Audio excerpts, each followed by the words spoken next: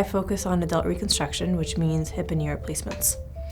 And I do both primaries as well as complex revisions. A big part of it, honestly, comes from referrals from their primary care physicians.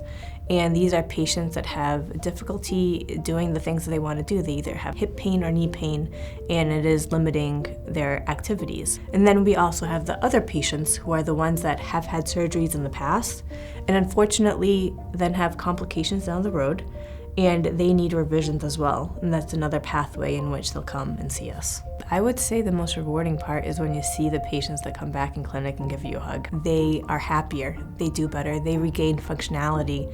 You have patients that come in that have never been able to walk or haven't walked in several weeks, and after undergoing a procedure, they have this newfound freedom. I don't think that you should have to settle because your hip or knee hurts and you can't do things. One of the things that is most important to me is giving people back the ability to move, because movement is extremely important, and I get to do that with this.